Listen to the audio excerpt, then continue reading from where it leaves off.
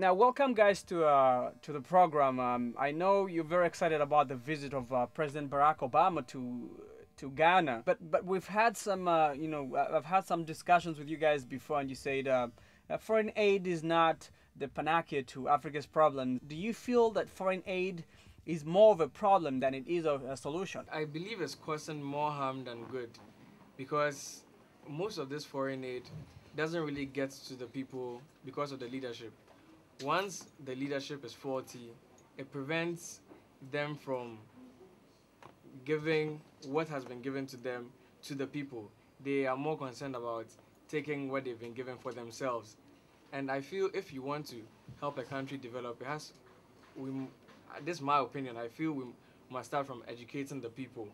Once you give the people the ability to do whatever they want to do or know what they should do, then we can move forward. But if they don't know what to do, the people in authority can just keep exploiting them and taking advantage of the resources that have been granted to the countries.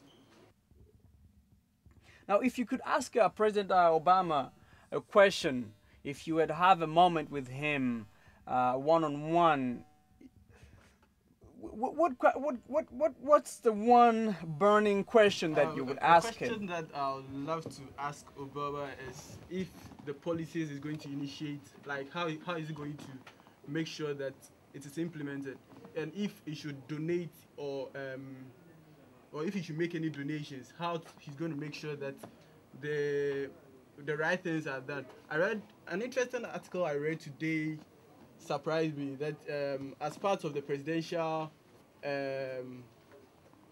funds to support malaria, he's going to donate about $70 million.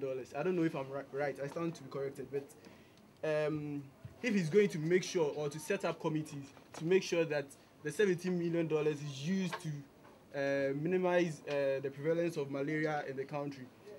I just want to make sure that the policies or his purpose of the visit, whatever he initiates, will be supervised, but not only to be maintained by the Ghanaian officials.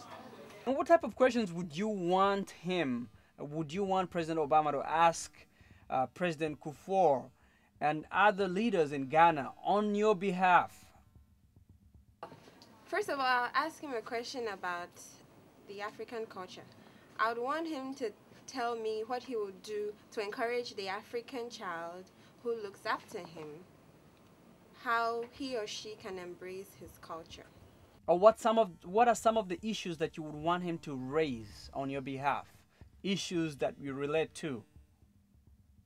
I personally, I like to ask Atta Mills why he doesn't stick to a clear path in making his decisions. Because I feel like when politicians in Ghana make their decisions, they're not influenced by the current situation on the ground. They're influenced by how many votes they're going to get in future and the kind of promises they made in the past. They don't think about long-term growth, they think about short-term growth. And eventually it doesn't take us anywhere, which is why it's taken us so long to develop, like Alberta was saying. And I just want to ask him to stick to the right path, not just discard one policy because it was made by the previous government and come with a new policy to make the people happy, but to stick to the path that's going to help Ghana in the long run and help us achieve the middle income, high income status soon, because it's taking Ghana a while and all this shifting policies, it doesn't help us. So that's what I like him to ask Atta Mills. You think that there's a tendency to make short-term political decisions by your politicians? Exactly. I feel Obama, when he comes, he should ask our politicians.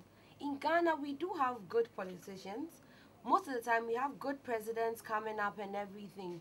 But the people who follow them, that's the thing. The people who make up their cabinets, who make up their executive, who make up their parliament, those are the people we can't trust in Africa. You get a president saying the right thing, saying he'll do this, and then the next minute his minister is spending money on some unnecessary thing or buying. It's like the ministers are the ones that are destroying, other politicians under the same governance are destroying the whole democratic system in Africa.